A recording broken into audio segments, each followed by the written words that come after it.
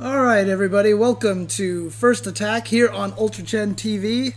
I am James Chen coming at you, and it's the first time that we've had these solo shows in a while. We've been doing a lot of Evo specials, but I'm back now to trying to help people learn a lot of the fighting games that are out there. And in a way, today's show that I'm doing is still kind of a little bit Evo related, only in the fact that, well, if you guys watched EVO this last year, one of the standout games, one of the grand finals, one of the top 8s that was amazing was King of Fighters 13. And a lot of people watched that, and a lot of people had a blast with that. And so I actually wanted to do an episode on King of Fighters this week, despite the fact that, I do not consider myself an expert in any way, shape, or form. However, there's a lot of things about the games. I mean, it's the little details that I'm not too familiar with, but there's a lot of very high level concept and conceptual things. And the way that I want to approach this, teaching a little bit about King of Fighters 13, is if you're a Street Fighter player, a lot of the times when you look at King of Fighters 13, you think, okay, it looks like a pretty similar kind of game. I should be able to pick this up. And it actually turns out that these games are very different. They have very different pacing, very different strategy, and very different mindset. And so as a result, I'm going to be talking about King of Fighters 13 from a Street Fighter perspective. Particularly today, I'm going to be focusing on movement, but about rolls, dashes, runs, and stuff. But to be honest, I want to focus a lot of time on the jumps, because there are 4 different types of jumps, as I'm sure a lot of people who have heard. I'll go over those in just a little when I go over the jumps, but it plays such a huge role in King of Fighters 13, whereas in a game like Street Fighter, in general, you always hear the rule that jumping is a mistake. You should try to jump as little as possible. You need to really pick your moments to jump, etc., etc. But in King of Fighters, you're actually going to see characters hopping around and jumping all over the place. And so, it's definitely a very different mindset, different style of play. And yeah, it's just a completely different pace. It's a lot more offensive based than Street Fighter is. Street Fighter is a very defensive game. That's why you get a lot of situations where you see people jockeying for position and not hitting very many buttons and such. But King of Fighters, if you guys watch the EVO Grand Finals, you see that people are attacking constantly. It's just fast pace, lots of rush down. And so I want to help people try to ease their way into this game, understanding that the pace is going to be a completely different beast than if you're very used to Street Fighter. So hang on, let me switch over to the game screen. Oh yeah, here we go. King of Fighters. And guys, let me know if the game audio is a little too loud. Last time I tried to put background music, and the background music was too loud, and a lot of people were mad about that. So let me know if the game audio is a little bad. So alright, so here we go. We have King of Fighters here, and obviously this is a team game, but in training mode you can only pick one character at a time. And make sure my buttons are correct. Let's see. Yeah, it should be right. Alright, so here we go. King of Fighters. Now, in Street Fighter, obviously, movement is very limited in Street Fighter. What you have in Street Fighter is you have a jump, you have a back jump, neutral jump, of course, and you've got forward dash, and you've got a back dash. That's about it when it comes to Street Fighter. Those are the movement options that you really have to think about and that you really have to consider.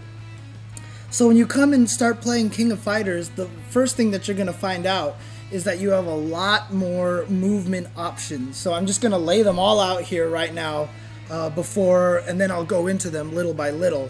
But you probably saw that, if I double tap forward, I dash forward a little bit, just like in Street Fighter. But however, in King of Fighters, if you hold the button, you keep running.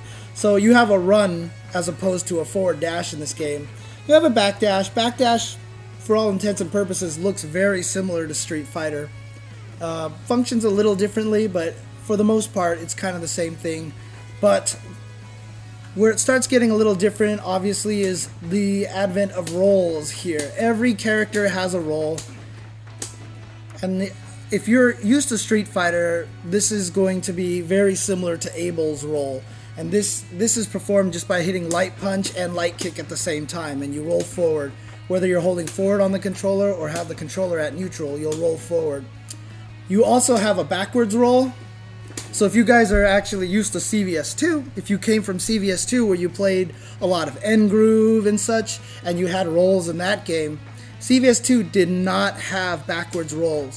But in King of Fighters, you can actually hold back, hit light punch and light kick, and you'll roll backwards as well. Now, the area that King of Fighters varies most from Street Fighter is going to be the jumps. As I mentioned, you've got your standard, three-directional jumps. Now, what makes King of Fighters far more offensive-based is the addition of 3 more kinds of jumps. You have a super jump, which jumps a lot farther. So I'm going to get a full screen away. Here's a regular jump. You can see how far I am from Kyo. I'll take 2 jumps. And see, I have about, a body's worth of space between us. But if I super jump and I super jump again, you can see I make it right over him. So I have 2 distances of jumps. Not only that, but I have hops as well. And these are even shorter jumps. You can see that they're low to the ground and they travel very little distance. So I can do 3 hops and get to Kyo that way. And there's one last one, which is the hyper hop, which you notice is very low to the ground but very far. And you can see it's a little further than a regular jump. So 1 jump, 2 jumps, and I have a decent amount of space in between us. But if I do 2 hyper hops, I'm closer, but you notice how much lower and faster those jumps are. So between all of these different movements, this game becomes very different than Street Fighter. I mean, you might think to yourself, oh, they're just different directions that you can jump and such, but the strategy and what these little things change about the game is drastic. And you guys might have remembered there was one episode, I think it was one of the Attack Vectors episode, where I talked about offense and defense. And I said Street Fighter was kind of maybe about, I would give a 5 on offense and a 5 on defense. If I had 10 points to allocate and allocate, between the two, I would give 5 points to offense, 5 points to defense. For Marvel, I would make it probably like 10-0 on offense. There is definitely a lot of defensive runaway Morrigan stuff, but also the rushdown is incredible. I mean, I would even say 11-1, but I'll stay to 10-0 because of the fact that there is some characters like Morrigan, Dormammu who can play a defensive keep away. So, in general though, Marvel, lots of offense, very little defense. Like, you don't see in Marvel people uppercutting jump-ins, for example. That kind of defense doesn't exist. King of Fighters, however, kind of falls right in the middle there. And it's because of all these systems that are in the game, especially the different jumps. The different jumps add so much to the game in terms of offense that I would probably allocate this game, 7.5 on offense, 2.5 on defense, maybe even 8.2. And so this is the one thing that you're going to have to get used to about this game. In Street Fighter, for example, if I'm a standard fireball uppercut character, like I'm going to play Ryu and I'm just going to play this defensive game, try to poke you out, keep you from coming in and whatnot. It's not going to work in this game. What's going to happen is you're going to play somebody and then they're going to get on top of you and then they're just going to start beating you up and just go crazy on you. And this is something that you're going to have to get used to. I mean, I've played this game against some people a little bit, and every time I've played it against people, the very first thing that catches my attention is I cannot play the same kind of defense that I can in a Street Fighter game. I just basically get rushed down in the corner and I just get beat up, and I have no idea what happened. So it feels kind of like Marvel. But the nice thing about this game is that you can play a little bit more defense, you can uppercut people out of the air, you can roll to avoid attacks and such like that. So let's get started in a little bit of the details on the movement. I'm going to start with running and dashing and backdashes because, these things are pretty standard. These things are very understandable to you if you came from Street Fighter, especially if you played CVS2. Of course, a lot of people have come in from Street Fighter 4, so I'm not going to use too many CVS2 examples. The main difference here, you notice with the dashes, like I said, in Street Fighter you dash a fixed distance. When you dash a fixed distance, there's nothing you can do except dash. You're just dashing and you stop. It's kind of like a hop almost, like a tiny little dash forward, and that's it. And the nice thing about King of Fighters is that you can run forward. And when you double tap the controller forward, I can run as long as I want. This already, you can see how this affects the offense of the game. If I'm a screen away in Street Fighter, I have to dash, dash, dash, and then I'm finally there. But here in King of Fighters, if I'm a screen away and I want to get right up to him, there I am. I'm right there, right? So this is important because, for example, if you hit someone with an uppercut and you want to chase them down, see how I'm right next to them right away? In Street Fighter, it's not quite like that. You're not going to get that kind of same situation. And it's especially important if, let me see if I can find the command for, I'm trying to find the command to make them so that they actually roll backwards. But, if you get knocked down, you can roll backwards when you hit the ground. And so running after them is very important to chase them down. So you'll be able to keep the offense going. And that's really one of the most powerful things about Run, is that you can get in. Also, if you see someone open themselves up, if you see them whiff a move, you can get in a little bit easier against them. But the most important thing about runs is that you can cancel your run into moves. And this is very important here, and very different than Street Fighter. Like I said, once you start dashing in Street Fighter, you can't do anything. But in this game, you can run and cancel into a special move. You can run, cancel into a roll. And also, one thing that I should note, I mentioned that there are 4 different jumps. The reason why that I brought up the 4 different jumps already was because when you're running, it actually affects your jumps. So normally if I jump like this is my normal jump, and I said that there's a super jump. If you run, you automatically super jump if you jump forward. If you run and do a short hop, you automatically do a hyper hop instead. And again, I'll talk a little bit about the differences between the jumps and the commands on how to do them when I actually get to the jump section. But again, the runs affect very much this game's offense because, you can see how you can apply a lot of pressure. And this is especially good for characters with command throws. Once they get up, you can run up and command throw people because you can cancel your runs. And in fact, some of the strategies even come from blending the code. I wish I picked, as far as I know, Kyo does not have a command throw.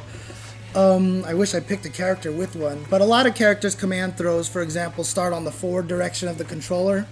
And then you do, for example, half circle back towards and punch. You could actually blend the codes together. So if I'm at this distance, you could tap forward twice and then use the second tap as part of the code. And so you automatically run into command grab. So it just gives you a lot more options when it comes to applying pressure close up. And you'll see that once you get this ground-based offense here and start combining it with all the different jumps you have, that's where it really starts getting crazy. So let's talk a little bit about backdashes. Backdashes in Street Fighter are huge. They're super important because you have invincibility on the backdash. And it lets you avoid a lot of attacks. It's a great wake-up option. If someone tries to do a media attack or something and you can backdash and avoid stuff. King of Fighters, not so much. There's no invincibility during a backdash. So let me do player. There we go.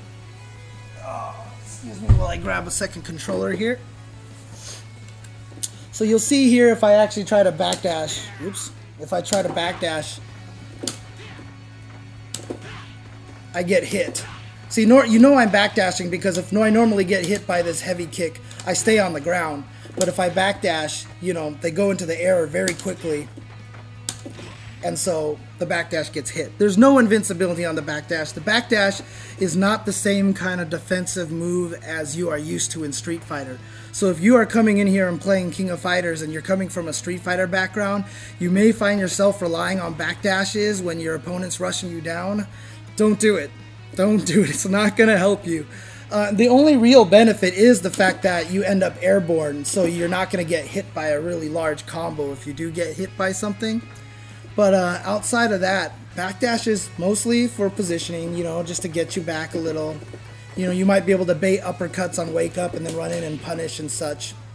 But for the most part, backdashes do not have the same kind of practicality in this game as they do in Street Fighter. So it's not something that you're going to want to focus on. Is there any other questions about running or backdashing that anybody wants to know? Half circle back. Half circle back. It's D, B, and D is a command throw. Ah, there we go. There, he does have a command throw. Thank you very much. So, for example, half circle back with B and D at the same time, the EX version of this move. So this is normally a hit, but the EX version is a command throw. And so since this is half circle back, you can blend it into the run, for example. Let me see if I can get, oh, I'm running out of meter here. One player power gauge, infinity, drop gauge, infinity. Like that. So you can blend it in there very easily. And so you can kind of see how this is, again, back to the run, how useful this is. Like, you only wish you could do this with a character like Zangief or Abel, you know, just to be able to run up. And you see how I'm blending the codes here. Let me turn on the input display so you can see what I'm doing here. Let me move it to the other side. Well, let me take him to the other side here. So what you'll actually see here, you see all the light kicks on the top left of the screen. What I'm actually doing is tapping forward twice, and after I tap forward the second time, I immediately go into the half circle back plus 2 kicks. And that just turns right into a throw. Oops. So if you can time it right, so you dash right out of that, you can actually catch a lot of players by surprise. In some characters, this is huge because obviously you can do a lot of damage with certain characters, like Benimaru. Off of his command throw, if you get his EX command throw, you can do a ton of damage on a character, especially if you grab them in the corner. You can almost drain 70% of their life if you have a whole drive gauge as well. I know, like, there's a combo you can do about 750 damage. Every character's about 1,000 damage. But yeah, if you actually get him with the command throw in the corner, it can end a round, essentially. It can win you a whole game. So again, you can see where running is helpful a lot in this. And so, outside of runs and backdashes, I also talked a little bit about rolls. Actually, let me take a break real quick, and then I'll come right back. If you have any other questions, or even, you know, things that you feel like I should talk about on the stream a little bit more, things that I might be missing, you know, please mention it in the chat, and I'll be looking at the chat, and I'll bring it back up when I come back. So stick around, guys.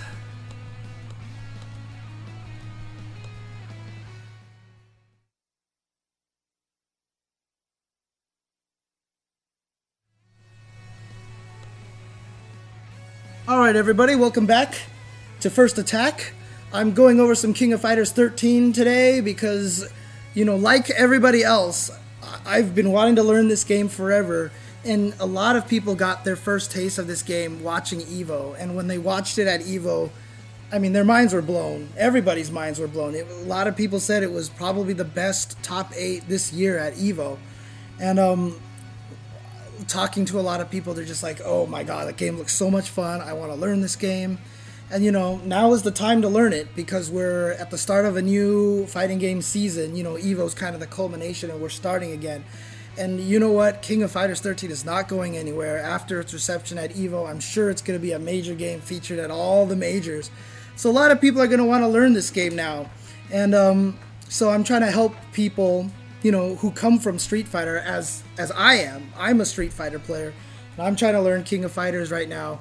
And one of the main fundamental differences is the movement in this game and how many more movement options you have. For example, like I talked about the rolls and how the backdashes and runs behave differently.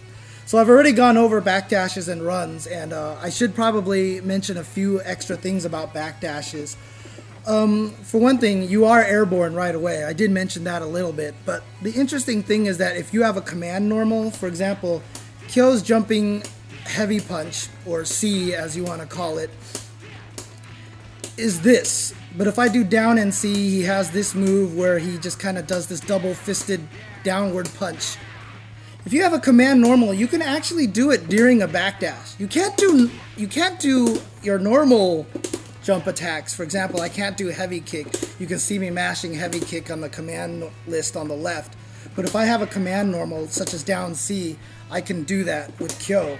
Not only that, but if you do it early enough, you'll actually notice he backdashes a little further too. So if I backdash here, my right foot barely gets above that little yellow thing. But if I actually do the down C, he goes further away. So, you know, there's some practical purposes for Kyo to do it. Some other characters like Benimaru can do air special moves. They can do the air Raikoken and make it so that you can run and place a fireball in the sky as a defensive maneuver. Yuri can backdash into fireball, though it's not really as useful. But, you know, it's an option, and people will find uses for everything. So, you know, you're going to find a situation where this is going to be practical. But that is something you can do during a backdash. And so I also talked a little bit about rolls. And it's kind of interesting because rolls behave as you would expect them to. Just like if you're used to Street Fighter 4, if you play Abel, if you know Abel, just think of rolls just like Abel's roll, only you have one distance. So if I'm at neutral or holding forward on the controller, I can roll. I cannot roll while crouching. You have to be standing or walking forward to roll forward.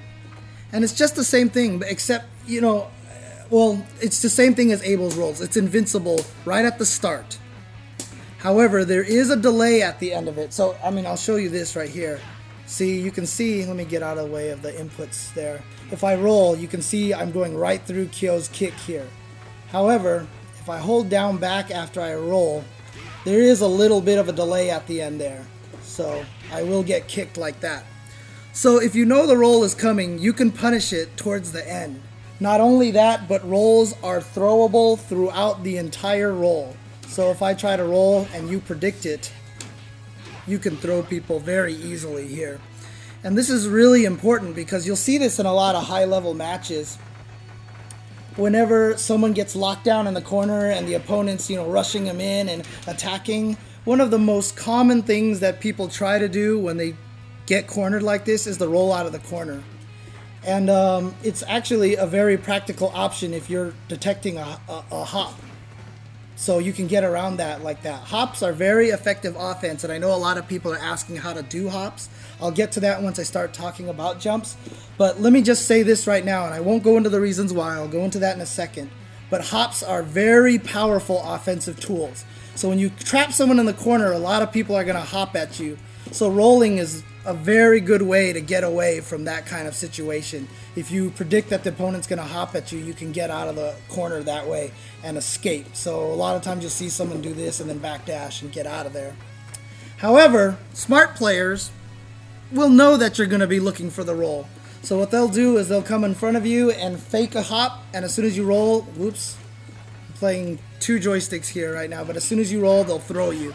And then keep you in the corner, and then they've got their mix-ups after the throw as well. If they have a command throw, they'll command throw you and such. So, you know, you have to be very careful with your rolls. And again, because this game is so offensive and because there's so much movement ability, you know, rolls are, you would think rolls are really powerful because they are invincible. They go through everything. You know, if you throw a fireball, I can roll through it and punish you and such.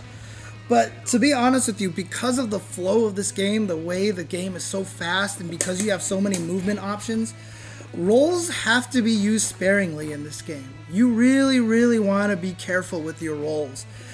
You have to use them in very specific situations, and you want to use them when you know your opponent is going to commit themselves. If you don't, I'm sure you all saw it when you guys were watching EVO. Towards the end of the game, and in fact this is kind of an overall strategy arc. At the beginning of the game, between the first two characters, you might be able to roll a few more times, risk it a little bit more, because the general flow of King of Fighters is that at the start of a match, damage output is very low. You're not going to get hurt very badly. But as the game goes and you build more super meter and you build more drive gauge, you've seen how late in the game, any one hit, if I hit with 2 shorts, I can go into like some crazy, I don't know any of Kill's drive combos, but you can go into a crazy combo off of just one crouching light kick. And that can kill almost an entire character. You've seen most of the time these combos will do about 800 damage. In some cases, it'll drain the full 1,000 hit points. Every character has the same amount of hit points. They all have 1,000 hit points. So at the beginning of the game, you might be able to risk rolls a little bit more. But if you think about it now, towards the end of a game, if you start trying to roll like crazy and the opponent baits it out of you one time and they catch you with the low short, your character's dead. So towards the end of the game, you actually have to really think about doing rolls and really be careful about it. So while it's really good and it has a lot of invincibility, that delay towards the end of it could cost you an entire character if your opponent has enough drive gauge and enough meter. So you want to be really careful with the rolls. Now backwards rolling, again, seems like a really nice thing because you're running away invincibly. This is kind of the backdash replacement for Street Fighter. So in other words, if someone's about to kick you, you can roll away from them like this.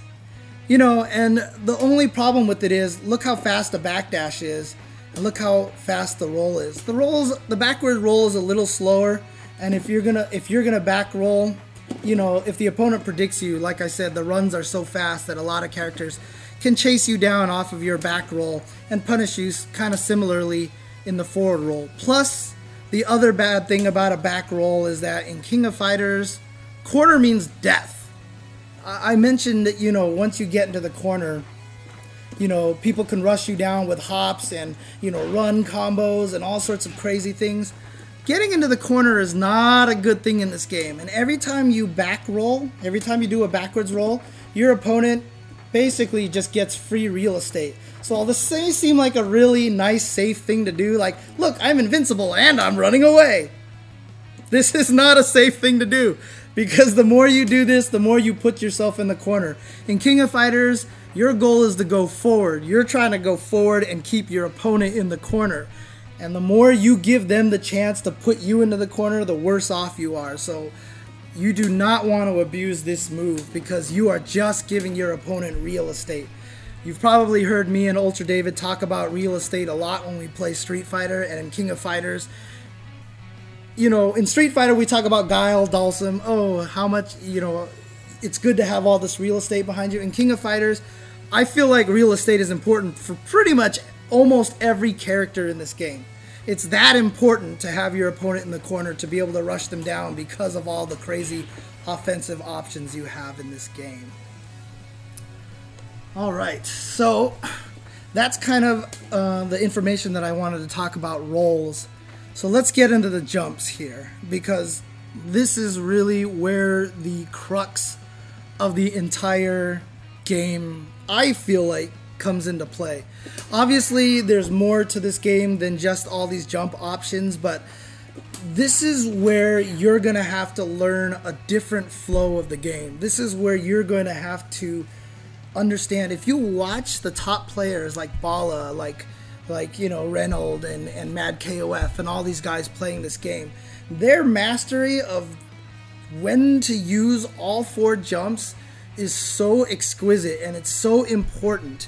And the kind of pressure that you put them into, you know, for example, you know, if you're a Guile player in Street Fighter and you throw a Sonic Boom, the opponent has lots of options. They can focus the Sonic Boom, they can neutral jump over it, they can forward jump over it, they can block it.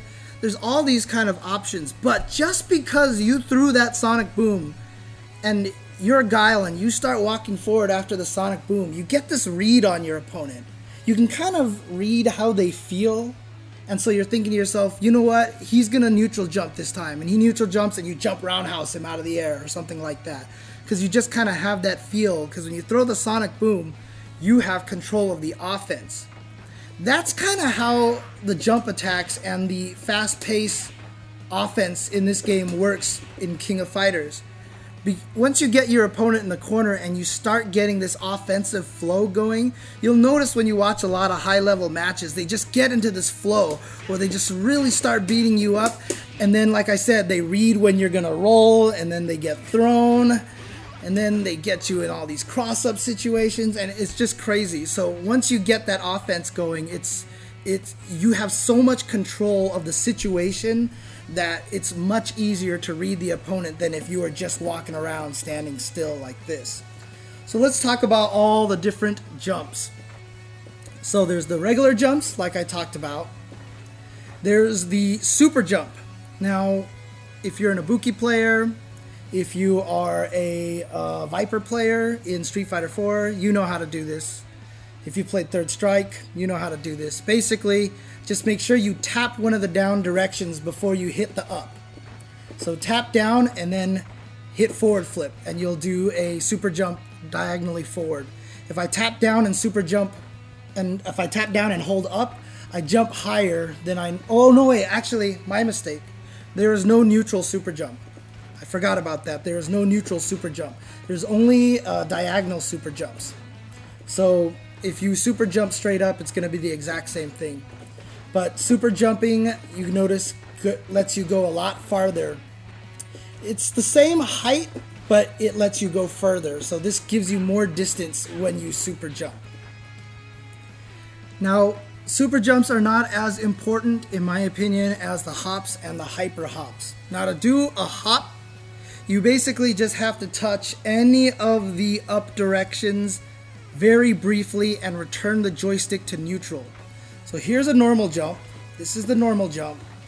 Now, if I tap up forward and let go right away, that's how I do that little tiny jump there. You can also do a neutral hop and a back hop as well. So here we go. I'm doing all these little hops here. Now, learning to hop in the middle of, clutch situations here, like for example, after pokes, after sequences like this and doing multiple hops in a row, sometimes hard to do when you're in kind of like the adrenaline rush of your offense. If you're finding yourself trying to hop and you end up normal jumping a lot like this, there's a technique that a lot of people have used for a long time to help them with the hop command. And that's to do an upside down super jump. Instead of tapping down and then, instead of tapping one of the down directions and then forward and then up forward on the controller to do a super jump, what they actually do is tap up forward and then immediately switch the joystick to down. This actually does nothing. This does nothing except it forces you to let go of up if you think of it as up down. It just helps you. It's a crutch that a lot of people use, and you know what, I would say most players use this, and it's a very good way to make sure you get the hops out. If you just tap up down, see, so now I can get all these hops all over the place here. Oops, I'm getting backdashes by accident. See, there you go. And see, that one time I didn't try to do up and down, I ended up doing a regular jump. So there you go. That's a nice little tip for you guys to learn how to do quick hops. And if you're a character like Kyo who has this jump down C, you can see how effective this is because I can do it immediately right when I do a hop, and I can still combo. This is actually unusual. Most characters, if you do a quick hop and then immediate jump attack and then land, you can't combo.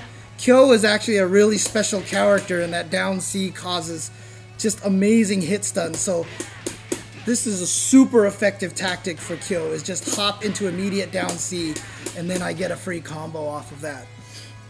Like I said, a lot of characters don't have this, but it's still a very good way to attack here because okay, let me talk a little bit about fundamentals here. Let me talk a little bit about the concept of jump attacks. In Street Fighter, one of the reasons why jump attacks, people tell you not to jump a lot is because you can get anti-aired very easily. And in Street Fighter, you can get uppercut, FADC Ultra, whatever. And, you're just putting yourself in the air. You can't block. It's super, if the opponent is expecting you to jump, they can uppercut you very easily. The trade-off is that jump attacks are one of the most potent moves in fighting games, because fighting games are all about being able to do something while your opponent can't. This is where the concept of frame advantage comes. When you have moves like, crouching light punch, which puts you +3 frames, so you have three entire whopping frames that you can move before the opponent does. You have a lot more options than your opponent does, because now you have those extra 3 frames to do something while your opponent is kind of stuck. They're at your whim. Another way to get that is just to do a meaty fireball with Ryu, for example. I'm trying to do an example here with Kyo. But if you make them block a meaty fireball, they're in block stun and you can start walking forward at them. Again, they're stuck. You can move. You have a huge advantage. And this is what makes jump attacks so potent, because when you land a jump attack, as soon as you touch the ground, you're free to move. And because you're free to move, your opponent is either stuck in hit stun or block stun. If they block it, you have all this frame advantage on landing. Now I have all the time in the world. For example, I have this overhead with Kyo, right? It's a slow move. If I walk up to you and try to hit you with this overhead right here, you're going to kick me, you're going to roll through me, you're going to uppercut me, you're going to react to it and block. It's very easy to punish me. However, if I hit you with a jump attack and make you block it, you're in frame disadvantage. You have about, depending on the game, maybe like 8 frames or something of disadvantage. So now I have that much time to start my overhead, and you're not going to be able to stop me with a crouching light kick and such. And I'll be able to mask the long startup of the move with the block stun from the jump attack. And then if I hit you, then I can go into a crazy HD combo in this game. Again, I do not know Kyo's HD combos very well at all. So I'm not going to pretend I can do them here. So this is what makes hops really powerful. I'm talking about how you can get a lot of frame attacks off of a jump attack. So what makes jumps bad is that they're floaty and they're high up in the air. But hops, look how low I am to the ground. And not only that, but I can hit a button much earlier. If I jump and hit the button on my way up, I can't even hit you. Look at this. Woo! And I'm a sitting duck. You're going to kill me when I land, or you're just going to hit me out of the air, whatever. But if I hop and hit the button at that same timing, I'm going to be able to kick you. It's black. It's black? Yeah. Uh-oh. Interesting. Is it black to everybody else as well? Does everybody look okay right now?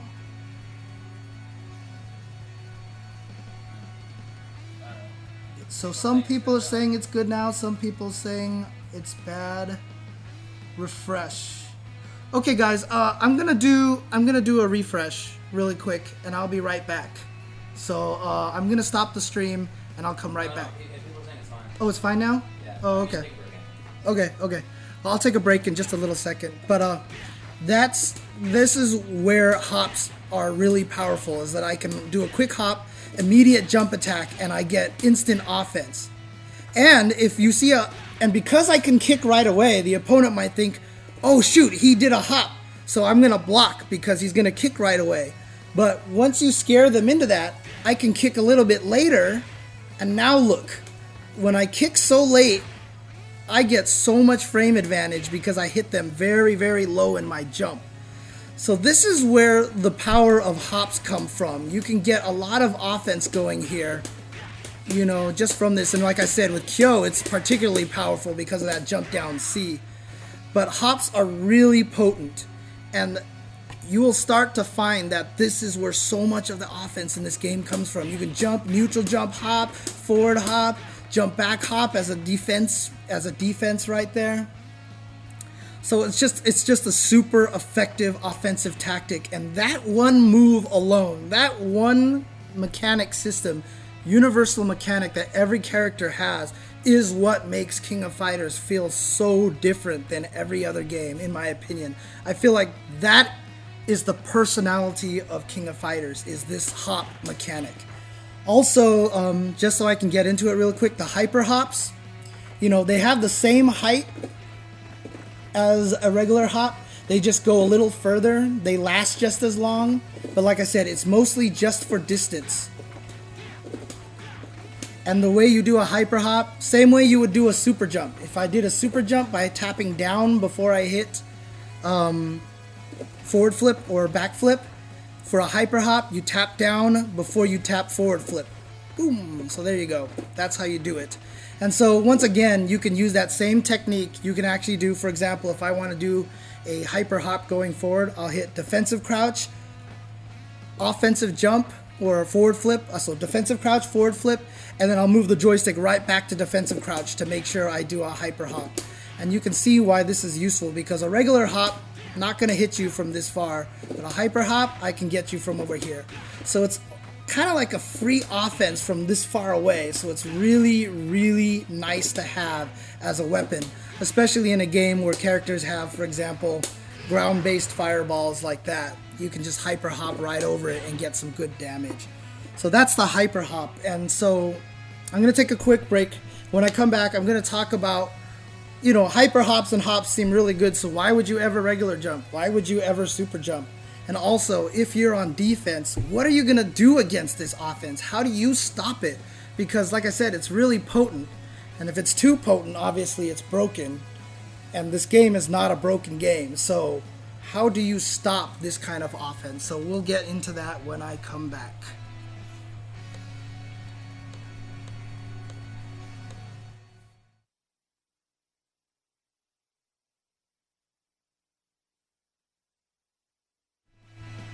Alright, welcome back everybody.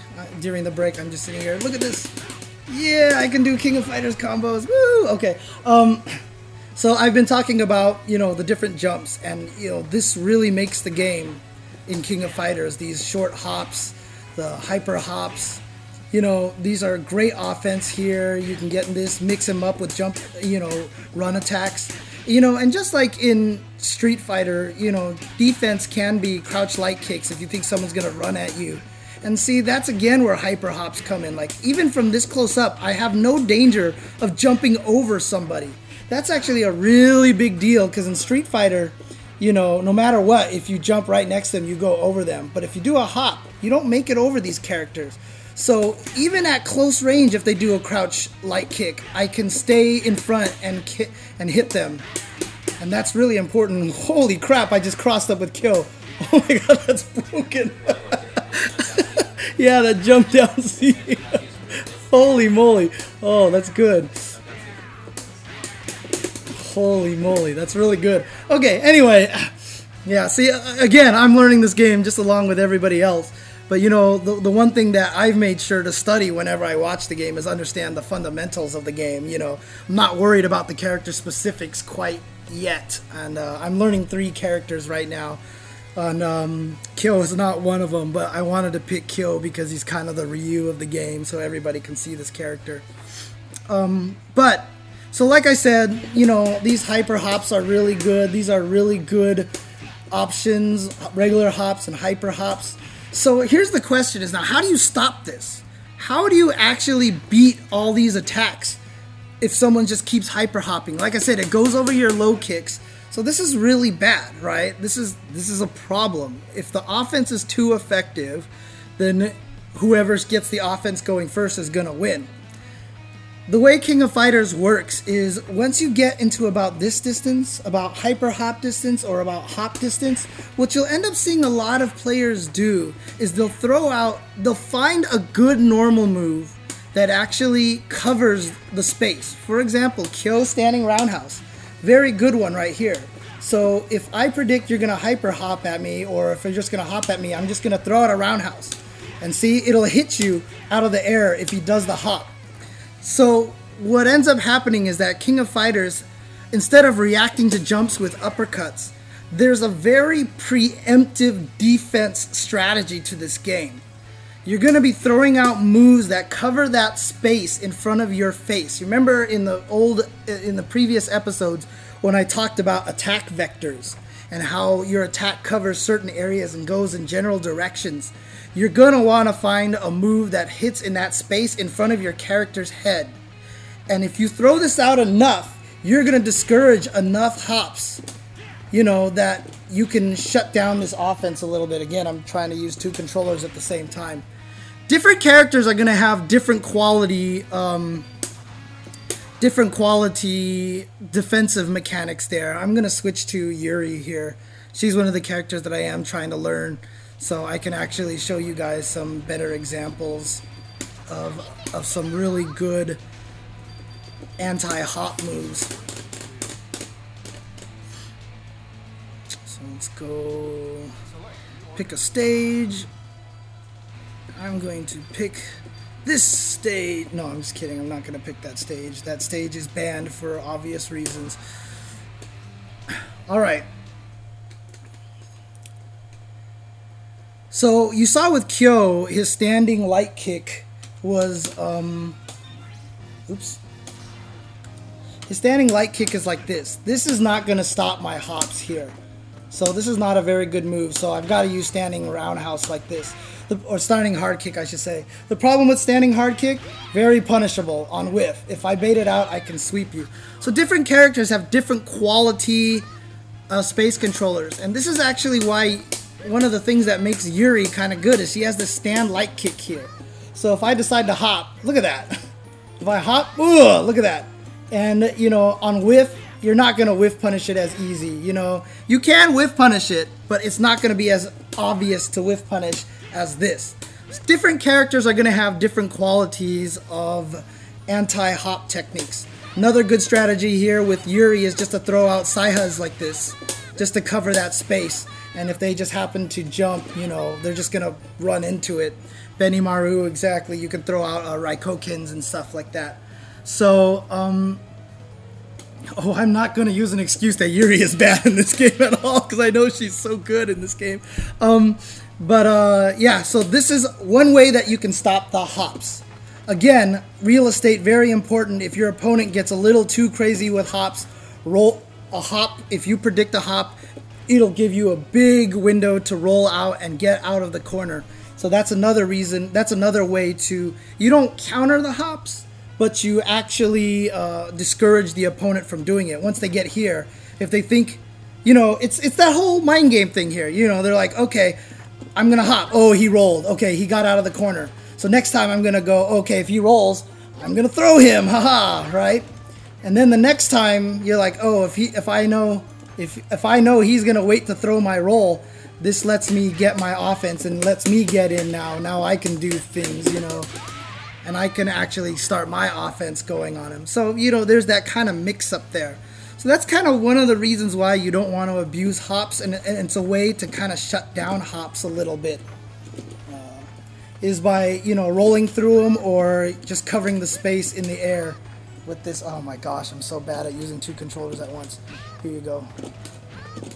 There you go. So covering space in there. Now, here's the interesting thing. Let's say I get Yuri in the corner here, and she's planning to do these standing light kicks. So if I hop, she kicks me out of the air. I hop, she kicks me out of the air. She's being really defensive here with these kicks. So I talked about how hops and hyper hops are so good. So the question comes down to is, why would I ever use a jump? What point is a jump going to be? Well, remember, jumps go really high up in the air. So if you predict your opponent is going to try to control that space in the sky, do a regular jump. So same timing if I hop here, she's going to kick me out of the air. If I jump, look at that. I go right over that.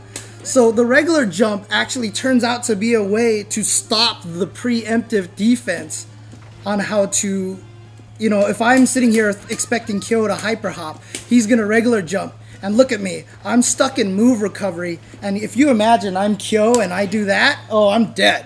You get free jump in combo damage. With Yuri, I might be able to get, for example, you know, a nice EX move to try to beat you or something. Or I'll be able to block in time, but even if I block in time, I'm stuck in that frame disadvantage, and you have all that offense going here. So, if you watch a high-level King of Fighters match, I really hope that you guys will notice this very carefully when you see someone get in the corner. They start doing this rushdown kind of thing here. They do these low jumps, and then every once in a while, even when they're right next to them, they do a regular jump like this. Unlike Street Fighter 4, I'm not going to jump behind people. So I'm not going to get behind them. But they do this a lot of the times because if they try to, for example, if Kyo tries to preemptively jab me out of the air, I actually get over that and then I kick him and then I get a free combo. Or, you know, in Yuri's case, I get a dive kick and then I can actually combo off of that, like that. So that's where regular jumps come into play, outside of the fact that, of course, if we're at this distance and I think you're going to throw a fireball, I can just jump over the fireball and hit you and such. And that's actually where super jumps come into play as well. When you play Street Fighter, let's say Kyo is a Ryu, and I'm at this distance and I'm throwing fireballs. This is a pretty safe distance to throw a fireball because my opponent is not going to be able to punish me without having some sort of crazy EX or Ultra or something like that. So I'll throw a fireball here. In King of Fighters, this is not as safe. Yes, I can't jump at you, but if I predict it and I super jump, I can kill you with this big old combo now, you know. And so this is where super jumps come in. It's a great way to close distance, and if they get a little overzealous with their fireball pressure and such, or, you know, if you just expect them to be caught off guard, you can super jump from over here and catch them. So one more, okay, I'm wondering if there's any questions here, but one more thing I want to talk about is hop versus hyper hop. So like I said, hyper hop makes you go further, and regular hop, not quite as far. So, you know, if I'm over here, of course, I'm going to want to hyper hop at you so I can get some offense going. And like I said, they last the same distance. So if I hop right next to you like this, and if I hyper hop next to you, you can't tell the difference between them. Because like I said, they last in the air just as long. They go the exact same height. The only difference is the distance. So the question really comes down to, again, why would you ever want to regular hop instead of hyper hop? Because hyper hop obviously feels like a really powerful tool, and even if I'm super close to them, it's the same thing as a regular hop. So the question comes down to, why would I ever regular hop? The reason for that is there are certain distances that are very advantageous to do a regular hop. If I do a hyper hop from here, for example, Kyo is going to be able to uppercut me 100% of the time. If I regular jump from here like this and barely kick him in the legs like this, if I do an empty jump, I might be able to get Kyo to whiff his uppercut. But if I hyper hop, he's going to uppercut me no matter what. So one of the important things about learning how to do a regular hop is learning to control the distance that you're at and being able to bait out uppercuts and such. And, you know, in case if they're detecting a hyper hop here and they roll through it, if I do a regular hop, for example, look, I'm right next to him, I can still apply pressure and stuff. So there's definitely a lot of reasons to use the regular hop as opposed to the hyper hop. You don't want to hyper hop all day, you know, it's while it might feel really powerful when you start playing this game, like, look at me, look at this, I can do craziness with this hyper hop. A key thing you're going to want to learn is how to do the regular hop in specific situations and key situations to allow you to, you know, not be so predictable and not so easily punishable. Because if you are predicting a hyper hop, if your opponent hyper hops or regular hops very predictably, you can Street Fighter counter it. You can uppercut it if you're Kyo, for example. You could just sit there and wait. In fact, I think David was telling me a story that he played someone at MLG, and, you know, because he's from Street Fighter, he was just waiting for hyper hops and he was uppercutting him out of the air all the time.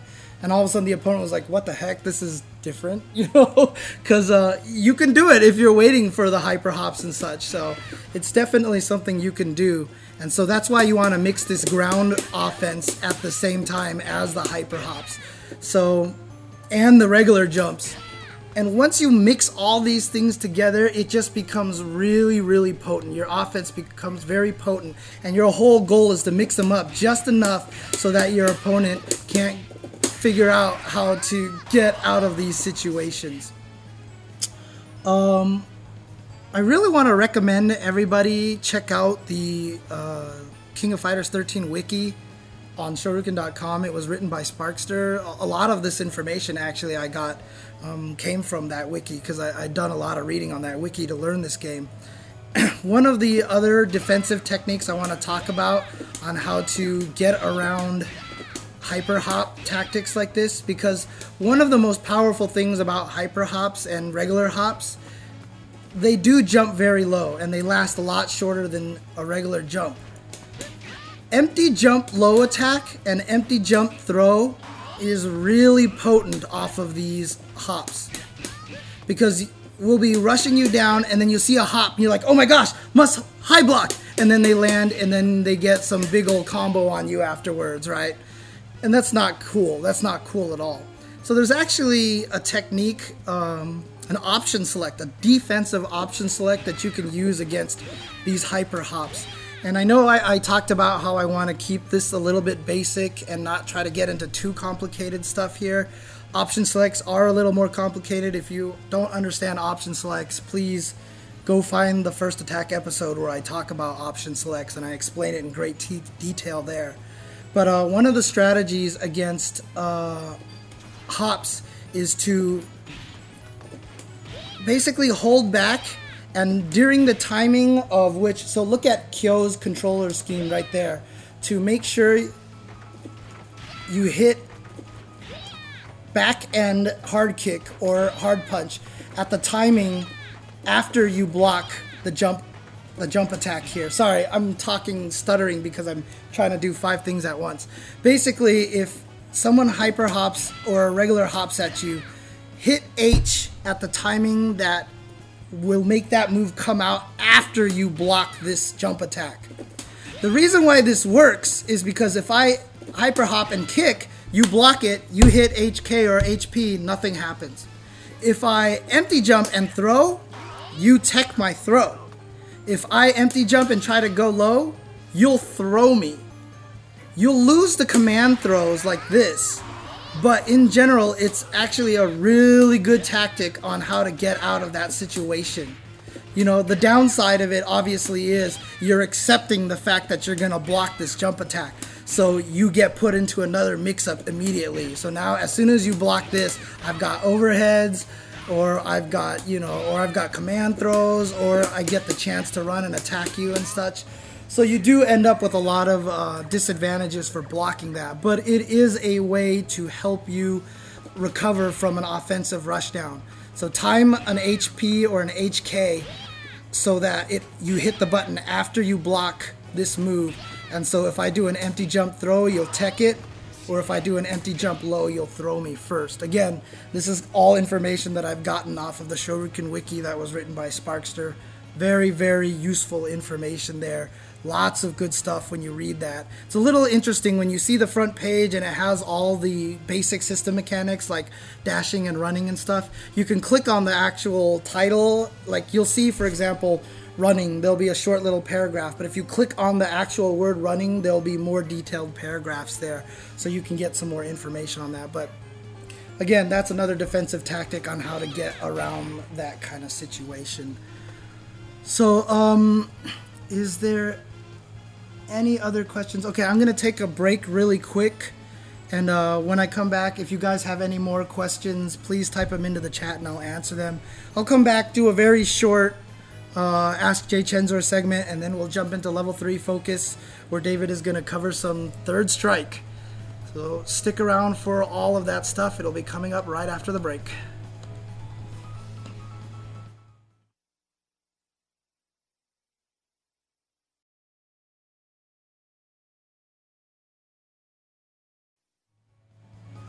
Welcome back, everybody, to First Attack. I am James Chen here on Ultra Chen TV. We have been going over some King of Fighters stuff here, and yeah, I can do combos. I swear I can do combos. Look at this. Yeah, I've got butt loops.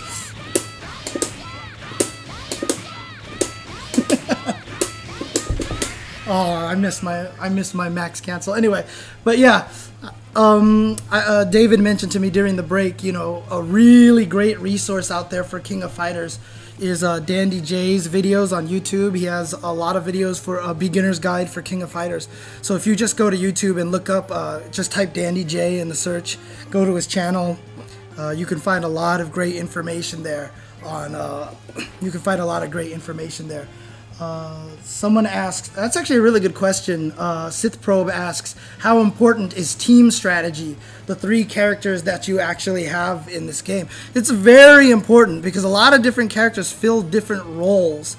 For example, one of the things I forgot to talk about, with the roles here, there's also defensive roles that if you block an attack, you can spend a meter and cancel into a roll. This is really important for, getting yourself out of situations. And in fact, if an opponent has you locked down in the corner and does something like this, you can, again, I'm doing two hands on this, so this is hard. You can roll forward as well. So if you hold forward and hit light punch and light kick while you're blocking, you'll roll forward, cancel your guard into a forward roll. And, this is another form of movement and it helps you get away. And the reason I brought this up was why? Why did I bring this up? I was talking about this because, I just completely lost my train of thought here. Why did I bring this move up? Because I want to talk about something that was real. Oh, that's right, because I was talking about the strategy of characters. King is a great example. King has that slide move that she can cancel into a fireball. Really, really nice tactic there. Very great tactic. However, if you know she's going to do it, you can block the slide, cancel into a forward roll, she throws the fireball, you kill her. So it's actually really important. It's actually very effective to put King as your first character. Because when you start the game, your opponent doesn't have any meter, so they're not going to be able to cancel their guard into the forward roll and punish you. And even if they do finally get a meter and they do punish you for it, that's the only meter they have. They probably don't have much drive gauge. King isn't going to take very much damage. So she actually turns out to be a far more effective character in the front than a character at the end. Whereas a character like Shen Wu, who just has the most ridiculous comeback combos in the world, is just going to destroy you as the last character. And at the beginning, if he has no meter and no drive meter, he's not as effective as a character. He's very powerful with meter, so he turns out to be effective last character. In the middle, you typically want to use a character that doesn't use a lot of meter, that has a lot of effectiveness, so that he can build meter as a battery. As a battery for the last character, so you have a lot of these one touch of deaths. So team order is actually very important. I'm trying to learn Yuri, Benimaru, and Kenso. I still haven't quite figured out where I want to go with this. However, Benimaru can do a lot of damage in so many ways, even a regular throw in the corner. He's one of the few characters that can get a regular throw into HD combos in the corner. So he's probably best to save last. And I still haven't quite yet figured out who to put first and second yet. Like I said, I'm still learning this game. I'm still trying to figure it out. So, but team order, definitely a very, very important thing in this game. So let's see here. I'm going to do a little bit of Ask jchensor. There was a few particular questions that I wanted to address because they were kind of related to each other. I get these questions a lot. And, these are the kind of questions I do like answering because, they're obvious to a lot of people who have played these games a lot, but they're not exactly obvious. And this is, I talked about this a lot in an episode where I talked about how to throw fireballs and how to use joysticks and stuff like this. But some people have asked me, Brandon has asked me that, he's been a pad player his whole entire life. He's just recently switched to a joystick, and hang on, let me do something really quick. Let me swap these screens around. So he's just recently switched to joystick, and he wants to learn it. And, when he's playing King of Fighters, he specifically mentions this game. When he tries to do the codes like the quarter circle back, quarter circle forward, or in Yuri's case, quarter circle forward, half circle back, those kind of codes in there. He actually seems to have a lot of trouble hitting down and left. For some reason, whenever he does the codes, it just skips that diagonal for some strange reason, and the codes don't register. And interestingly enough, it looks like in King of Fighters, it doesn't even actually have to register that, because I'm skipping it and it's coming out anyway. Interesting. That's kind of cool. But in some, you know, I've had it before too when I was first learning, especially on a square gate. So for people who don't know, when we used to play in the arcades here in America, we used to have perfect 360 joysticks or joysticks with octagonal gates. And it made it so that it was very easy to rotate a joystick in a circle. Japan played on square gates, and that's what the TE sticks kind of created the standard to be here in America as well, is the square gates. And you can tell what I mean by the square gates because when you move the joystick, the corners are distinctly resting spots. You know, when you hit them, like there's no resting spot on straight down. You can wiggle back and forth, and there's these corners that you can hit. Because of that, doing quarter circle motions is a little awkward because if you're not used to it, the joystick will get caught in the corner and it's not very smooth. And so when you try to, the advice that I've always given is to do it very lightly. You know, don't rub it against the edge, do it very lightly. If you do that a little too lightly, you can end up skipping the diagonal, and that is a problem. And so honestly, I mean, he said that he sat there in training mode facing right, throwing fireballs all day and just trying to get used to hitting the diagonal. You know, honestly, I mean, I wish there was some more tricks that I could offer, but really, you just got to practice this. And also another thing too, if you're Ryu and you're just sitting there practicing throwing fireballs, or if you're Kyo practicing throwing fireballs like this, you know, throw that half circle back before you do it anyway. Just practice the motion. And for Yuri, I might accidentally come out with the wrong move there, but you know, that shouldn't be happening. That's bad inputs on my part. So just practice that there and learn to get this very comfortable feeling with it. Like I said, don't rub it against the edge, and you know, don't. Okay, here's actually a really good tip. This might be what you might be doing. You might be holding down on the controller, like pulling the joystick down, and then trying to go to forward and hitting punch to do the fireball. That might be one of the problems.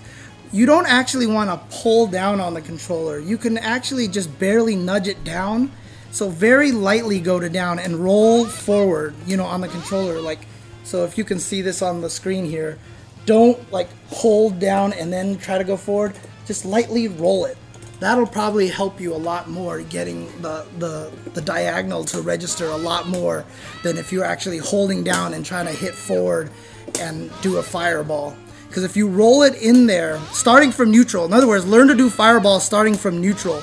If you learn to do it like that, it'll be more consistent. You'll get it out a lot more than if you're holding down and try to hit forward and do a fireball. I don't know if that's your problem, but that's probably one of the you know, best pieces of advice that I can give you there.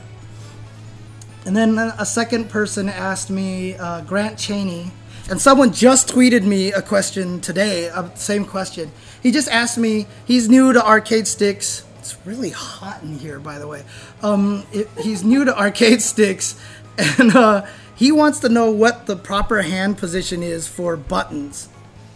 And it's funny, you guys, a lot of the newer players probably don't remember Dogface. I hope you guys do know who he is. One of the funniest guys in the community, had probably some of the best MVC2 commentary back in the Family Fun days. He had the Dogface show a while ago. He's kind of disappeared off the map. I'm hoping he comes back one of these days, makes an Ask Dr. Sub-Zero-esque return to the scene, because he's one of the greatest, funniest guys in the community. But the reason why I bring him up, one time we were sitting there in Family Fun Arcade, and we were just talking, and somehow the subject of hand placement on buttons got brought up.